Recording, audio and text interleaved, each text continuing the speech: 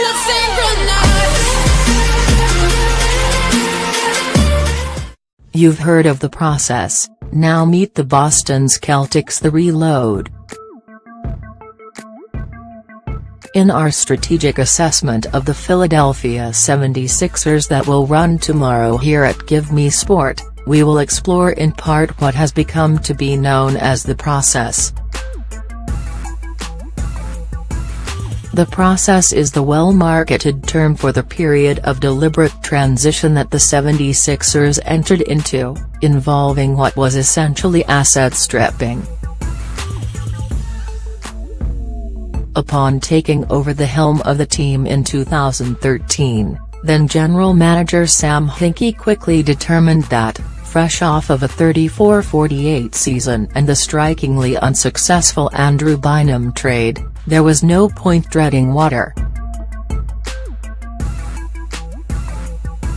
Every piece of veteran playing talent that could be sold would be sold, cap space would be used only to take on bad contracts drizzled in draft picks, and myriad young players would be auditioned in the hope that at least some would stick. Rebuilding in this way is not unprecedented. One team taking on another team's unwanted contract and getting draft picks or decent players as sweeteners is common practice, as is mediocre to poor teams trading away their best veteran players for flexibility. What set the Sixers' process apart was not the concept, but the sheer emphaticness of its execution. In contrast, Philadelphia's rival in Thursday night's NBA London game, the Boston Celtics, had done basically the opposite. They have built a competitive team that currently ranks atop the Eastern Conference with a 33-10 record, and they did it without this fire-selling nature. And they, too, have done it about as well as anyone.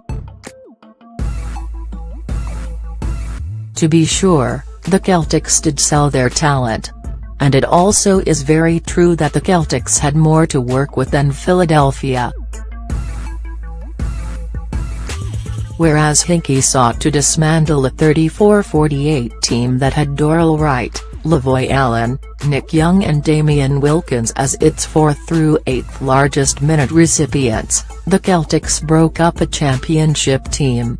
The choicest moves during the reload involved one move in, and one move out, the biggest of which involved moving the same pieces that won the title.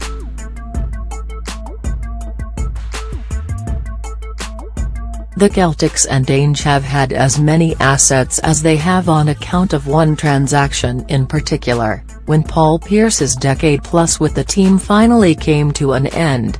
Ainge traded Pierce, Kevin Garnett, Jason Terry and DJ White to the Brooklyn Nets in exchange for Gerald Wallace, Chris Humphries, Chris Joseph, Marshawn Brooks, assigned and traded Keith Bogans, and Billy King's wonderful world of picks. The salary relief and, in particular, the picks were the purpose of the deal. All of the contracts were mere filler. And the intake from that trade was so significant that it is not even fully paid yet. All told thus far, Boston has received a 2014 first-round pick, number 17, James Young, a 2016 first-round pick, number 3, Jaylen Brown, the right to swap 2017 first-round picks, exercised. Boston moved from number 27 and Kyle Kuzma to number 1 and Markelle Fultz, and has an unprotected 2018 first-round pick still to come.